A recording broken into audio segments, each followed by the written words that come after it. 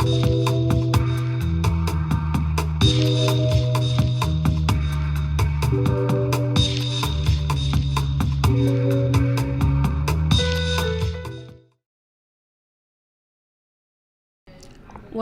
the one thing that constantly went through my mind was there were a number of different people who was running for the seat.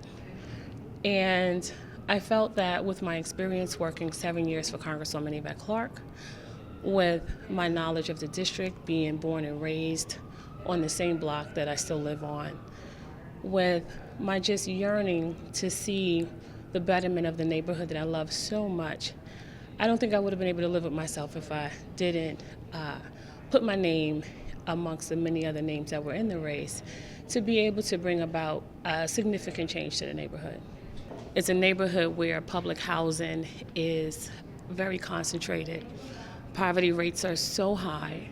People are very underemployed. Education, we have maybe 84% of our 8th graders who are graduating at levels 1 and levels 2. Small businesses are suffering. I think there's so many more concrete issues that the people of the 55th Assembly District expect me to champion, and not necessarily look back, but look forward to progress and rehabilitation of the neighborhood.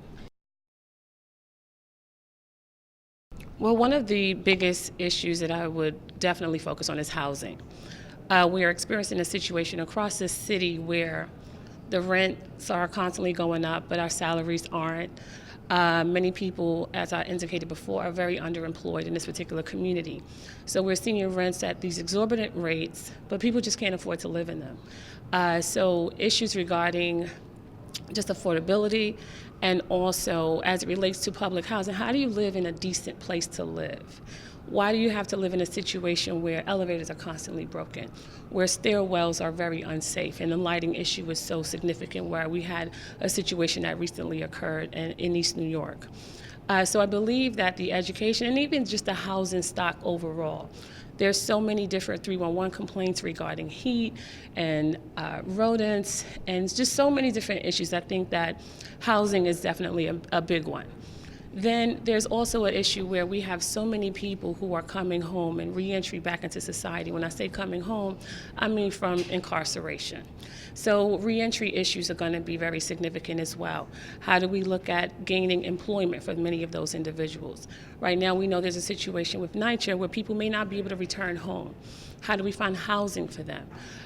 There's also another very significant issue just as it relates to how do we put people in a position where they can gain employment? Can we do training sessions? Can we focus on young mothers who are raising children? How do we focus on the issues really relating to crime? Poverty is something that just permeates throughout the entire conversation.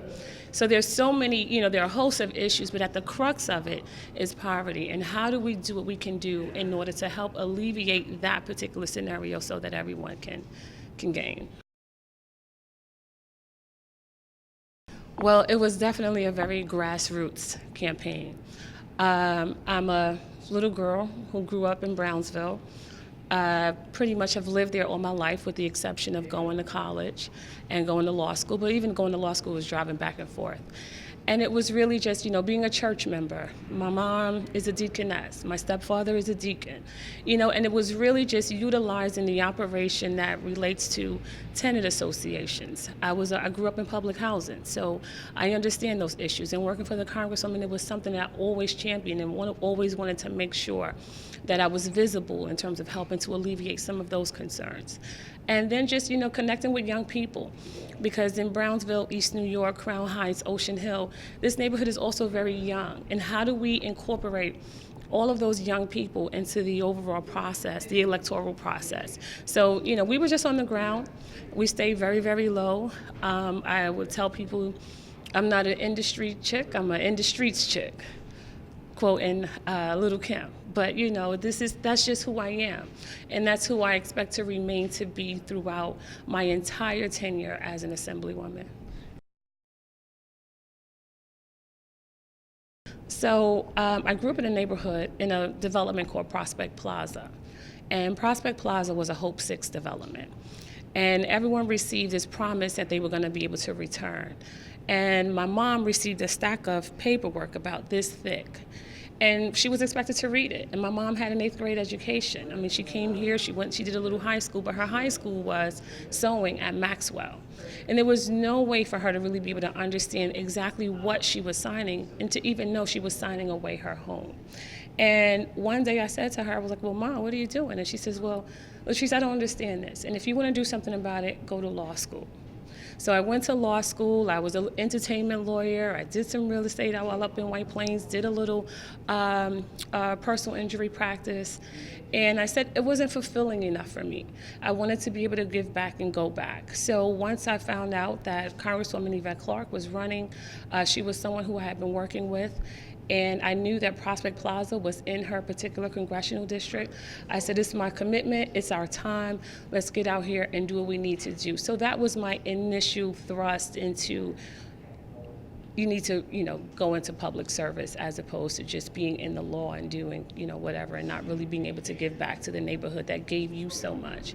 Another thing, back to one of your initial questions, I even remember going to law school and the community just being so enthused by just the fact that this little girl that they knew was going to be a lawyer. And many of the grandmothers would pack lunch for me as I'm going to school. They would pack lunch as I was going to study for the bar. And it was just a real community movement.